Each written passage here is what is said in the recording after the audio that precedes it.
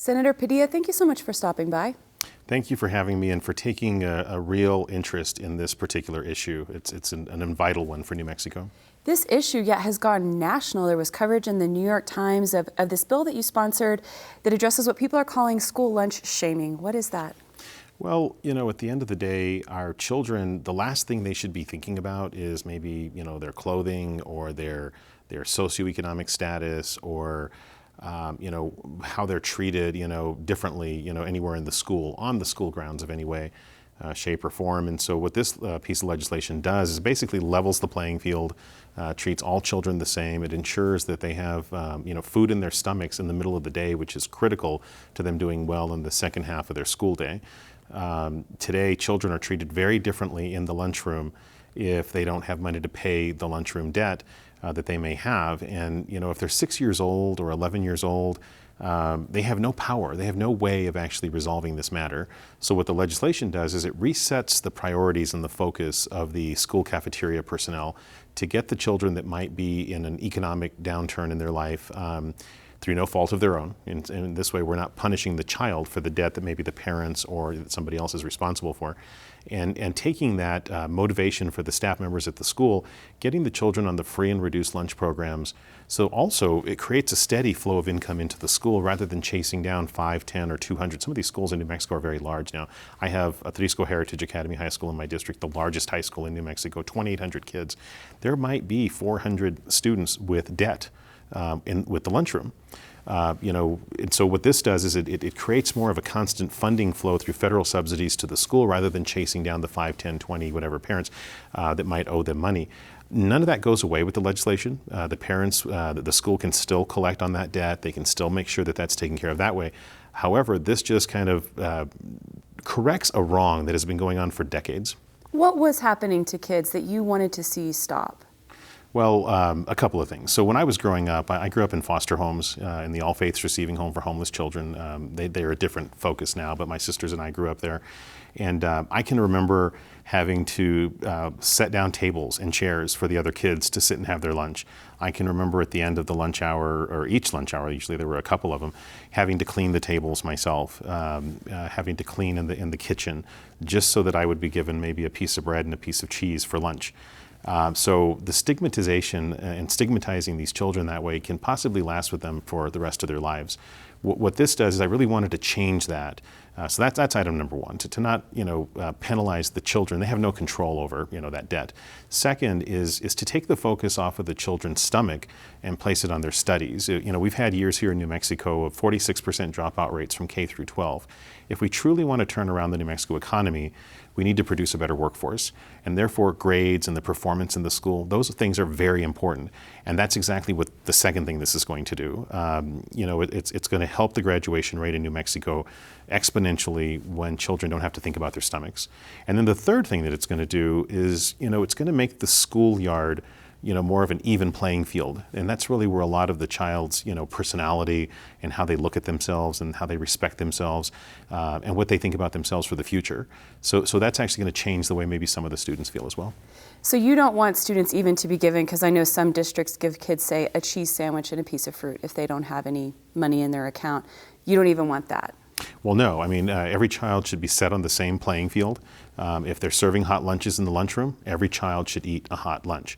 If they're serving cold sandwiches that day with a piece of fruit and a carton of milk, every child should have that as well. I've heard of some pretty horrendous stories where children are actually being stamped on their arm, could not afford lunch today. And they were trying to get that message to the parents, but the child's walking around all day with that on their arm. Can you imagine how devastating that would be? So that's just one example. Another example is maybe 2 or 3 lines to get your actual lunch. The first line might be the children who aren't facing economic disadvantage in their life. So they're getting the full, nice, wonderful hot lunch. The second line might be the reduced line, where they're maybe getting half the lunch. And then the third line might be like what happened to me along the way, a piece of bread and a piece of cheese, I mean, lucky for me, I wasn't, shy ever in my life. So I made Mrs. Jackson, Mrs. Ortiz, the lunch ladies, they were my very best friends when I was going to school for a long time. And they made sure that I ate, but not all kids are going to go at it that way. So just changing the perspective and the view that a child has of themselves, and that's going to lend itself to success for the future. How do you see this fitting into the broader issue of persistent poverty in our state? What does this change moving forward on that issue? Well, I believe that it's going to produce better test scores, which I know is very important, to our governor and performance in our public schools. I was really impressed in the 5 years that I've been in the Senate how this particular issue really hit home with almost every member of the legislature. As I would go through the committee process, I encouraged them to call back home, to call their school districts and ask them questions about how this might work in their school districts. And they were shocked to find out, I was shocked to find out that this happened to me as a child. I'm 44 now. And I was shocked to find out that this was still going on, that this was still a thing, And so the long-term effect is really going to produce better performance in the schools, which will produce a better workforce. At the end of the day, I'm a business person now. I mean, I pulled myself out of poverty, my sisters and I did.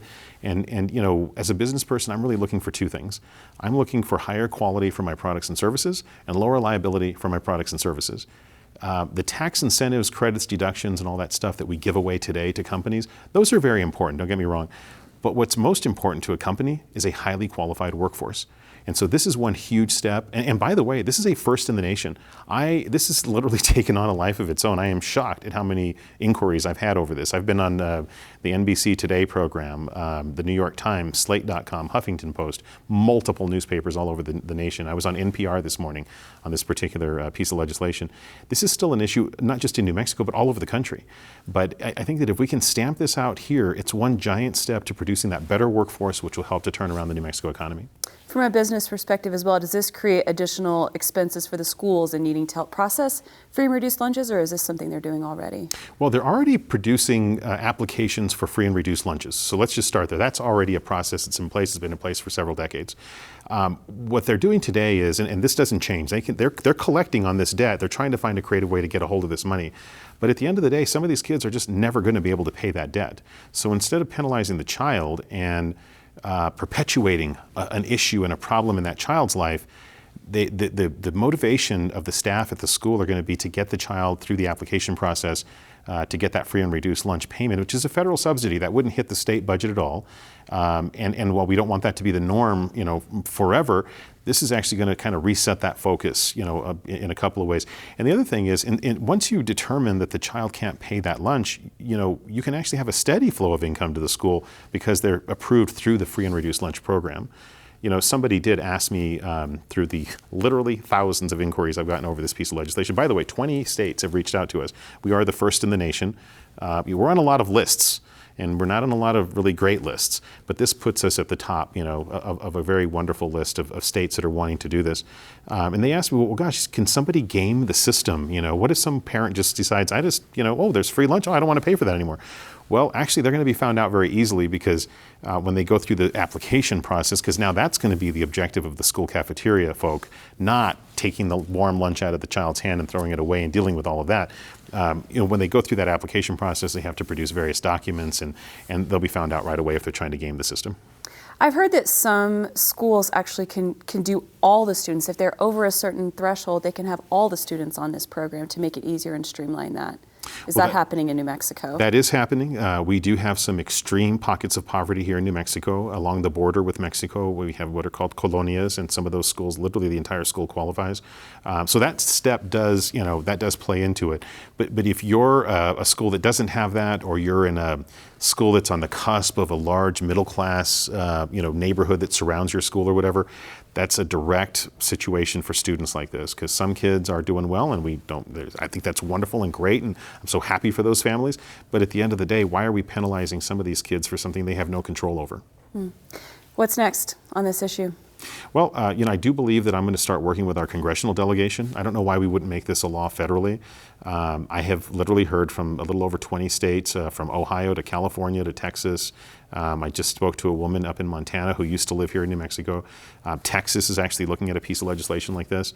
I'm going to work with those legislators and help them get this done, but I don't know why we wouldn't just do this nationally as well. It's very interesting. Senator Padilla, thanks so much for stopping by this week.